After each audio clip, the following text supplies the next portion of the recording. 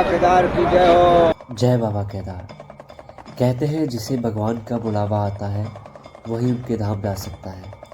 तो कई सालों के इंतज़ार के बाद फाइनली केदारनाथ से बुलावा आ ही गया और हम रेडी होकर निकल गए केदारनाथ की ओर। भोलेनाथ की कृपा से एक हफ्ते में 2 बार केदारनाथ जाने का मौका मिला। कैसे वो आगे बताऊंगा। तो सफ़र की शुरुआत करी हमने अमृतसर रेलवे स्टेशन से।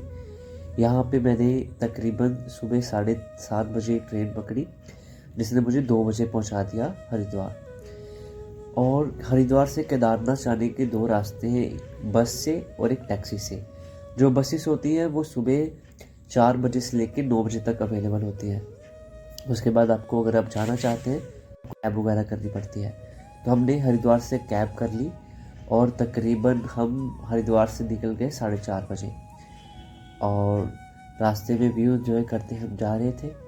कैब का जो फेयर रहता है वो, अगर आप शेयरिंग पे जाते हो तो आपको पर पर्सन 1,000 देना पड़ता है, जिसमें एक जो इनोवा होती है उसमें 13 लोग बैठते हैं। हमने पर्सनल कैब करी थी तो हमें पे करने पड़े उसके 5200 रुपीज़। तो हम निकल गए थे, दोपहर को निकले थे वहाँ से और रात को हम पहुँच गए थे सोनप्रयाग के पास। 12:30 बज गए थे तकरीबन। तो हमने वहाँ पे अपना रूम ले लिया सीतापुर के पास।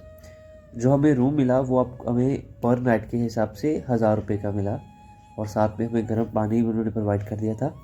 तो मॉर्निंग उठ के हमने चाय नाश्ता किया और निकल गए अपनी ट्रैकिंग की ओर। जो गाड़ी वाले भैया थे उन्होंने हमें जहाँ से ट्रैक शुरू होना के पास ड्रॉप कर दिया। आगे हमें 4 किलोमीटर चल के जाना था, जहाँ से हमें अलग से अनोवा मिलती है जो कि ऊपर ट्रैकिंग में जाती है, जहाँ तक गौरीकुंड तक छोड़ती है वो।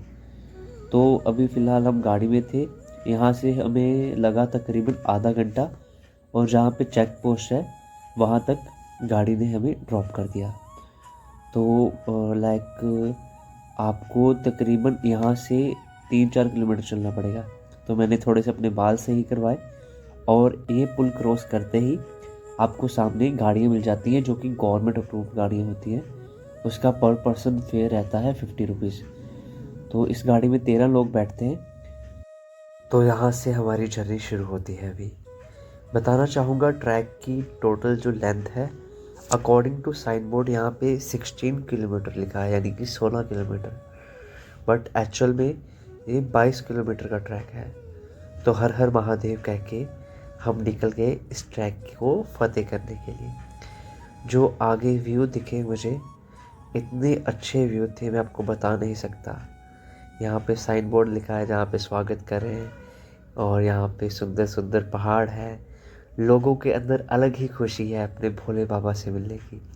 लोग नाचते झूमते, डिफरेंट एज के लोग उतनी ही पावर, उतनी ही उत्साह से आगे जा रहे थे। और सड़कों के बीच से झरने निकलते हैं, इतने सुंदर लगते हैं मैं बता नहीं सकता। पहाड़ियाँ, उसके आसपास बने घर, गेस्ट हाउसेस इसकी शोभा और ज़्यादा बढ़ाते हैं। को बताना चाहूँगा कि कुछ लोग ट्रैक चढ़ते हैं पैदल, कुछ इन खच्चरों पे, कुछ पालकियों पे और कुछ लोग इन पिट्ठुओं पे।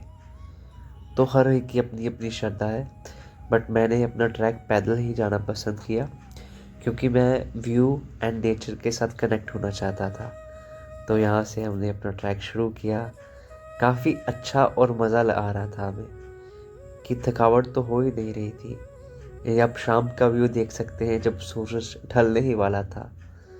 तो ऐसे हम आगे बढ़ते रहे 16 किलोमीटर, 20 किलोमीटर, और जैसे जैसे हम आगे जा रहे थे हार्ट बीट बढ़ती जा रही थी और साथ में एक पॉजिटिव वाइब, एक हम कह सकते हैं ऐसे हम ऑरा में एंटर कर रहे थे कि जो अपनी तरफ हमें अट्रैक्ट कर रहा था, खींच रहा था। थोड़ा सा आगे गए, जैसे जैसे आगे जा रहे थे ठंड बढ़ती जा रही थी। मुझे अच्छा लग रहा था कि फाइनली मेरा सपना ये पूरा हो रहा है। और जब मैंने ये बर्फ़ के पहाड़ देखे तो मेरी तो आंखें ही भर आई कि फाइनली हम सुबह के निकले।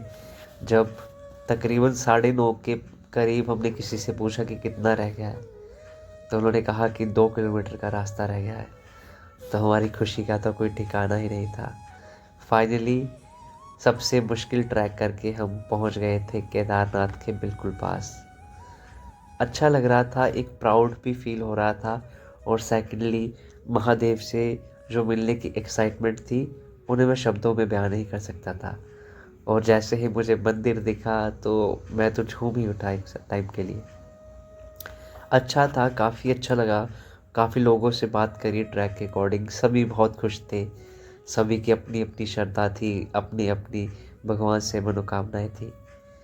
तो मंदिर तो बंद हो चुका था, तो हमने मंदिर को बाहर से ही रात को दर्शन करने के सोचे कि भोले बाबा को प्रणाम करके हम जाते हैं।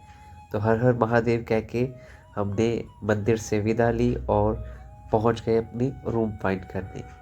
तकरीबन हमें रात के 11:30-12 बजे के करीब रूम मिला। मॉर्निंग हम उठ के सबसे पहले चले गए महादेव के दर्शन करने। यहाँ पे ओम साइड को नमस्कार किया और निकल गए मंदिर की ओर। काफ़ी ज़्यादा भीड़ थी। हम तकरीबन लाइन में लगे थे सुबह 6:30 बजे, और 1:30 बजे के करीब हमने मंदिर के दर्शन किए।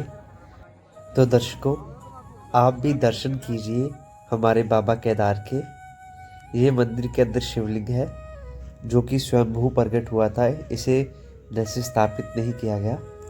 और उसके बाद हम आकर चले गए भीमशिला देखने। इसका भी केदारनाथ टेम्पल के साथ एक कनेक्शन है।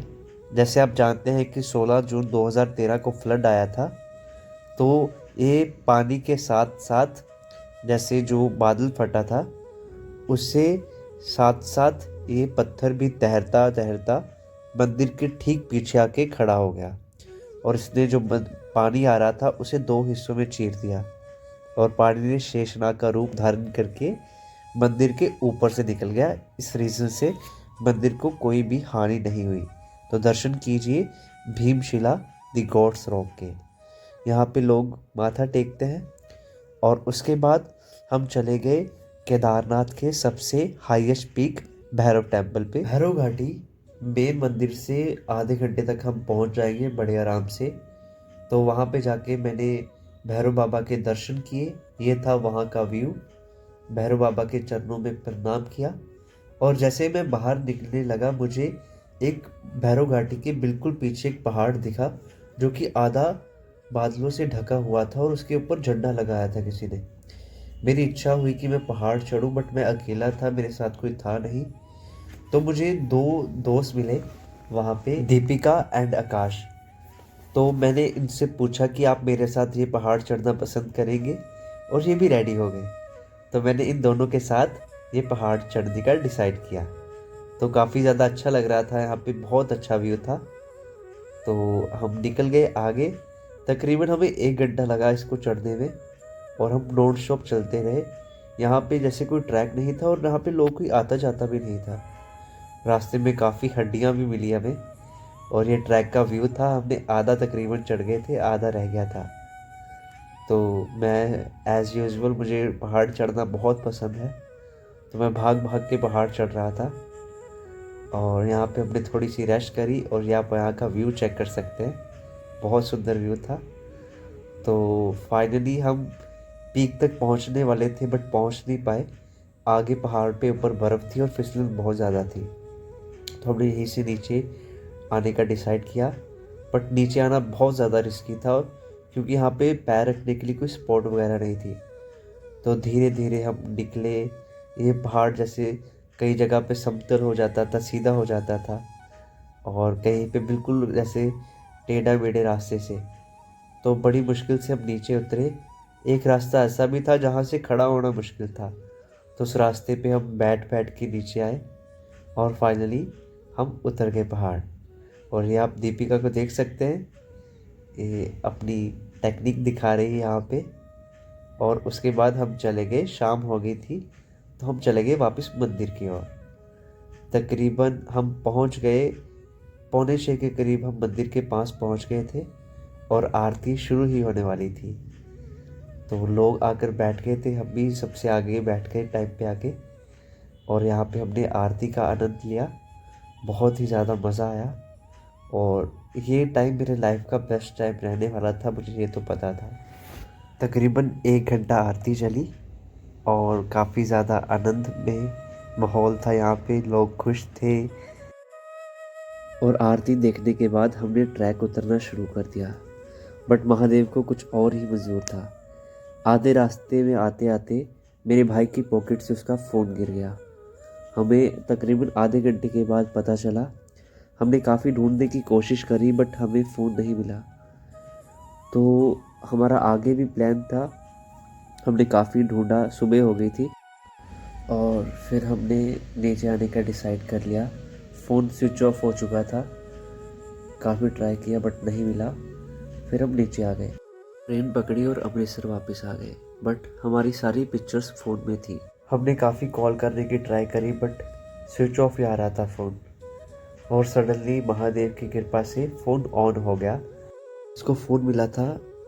उसने फ़ोन ऑन करके हमसे बात करी और उसने कहा कि आप हमें 10,000 दो और फ़ोन ले जाओ। फ़ोन आईफोन था इसलिए वो कहीं बेच नहीं सकता था और वो बंदा था गौरीकुंड का। तो क्या था, अगले दिन हम फिर रेडी हो गए और गाड़ी पकड़ के पहुंच गए हरिद्वार। वहां से आगे बस ली हमने गौरीकुंड की। गौरीकुंड पहुंच के फ़ोन लिया। थोड़ी सी मुश्किलें तो आई रास्ते में बट एक पुलिस वाले हमारे डॉन, उनकी वजह से काफ़ी हेल्प हुई। फिर हम ऊपर चले गए ट्रैकिंग पे। भोलेनाथ को कुछ यही मंजूर था। कहते हैं ना कि जो भी होता है हमारे अच्छे के लिए होता है। यही मेरी किस्मत में 2 बार दर्शन लिखे थे 1 हफ्ते में, तो जाना तो पड़ना ही था। तो यहाँ पे मैं और मेरा भाई और उसके दोस्त गए थे सेकंड टाइम। तो भोले बाबा को धन्यवाद किया, उन्हें अगले साल फिर से बुलाने की प्रार्थना करके हम वापस आ गए। और मुझे यकीन हो गया कि यार भगवान की मर्ज़ी है, वो चाहे तो हफ्ते में क्या 2 दिन में वापस बुला ले। तो काफ़ी ज़्यादा अच्छा लगा सेकंड टाइम भी आके। जो फर्स्ट टाइम मैं नहीं कर पाया था जो वो मैंने अगले दिन, जो कि नेक्स्ट टाइम मैं आया, उसमें किया सारा कुछ। होप आप सभी को व्लॉग अच्छा लगा हो और इन्फॉर्मेटिव लगा हो। मेरी यही ज़्यादा कोशिश रही कि अपनी स्टोरी छोड़ के मैं आपको केदारनाथ के बारे में बता पाऊँ। नहीं तो अगर ब्लॉग को आगे लेके जाना होता तो काफ़ी कुछ था जो इसमें ऐड कर सकता था। बट खैर, धन्यवाद। हर हर महादेव।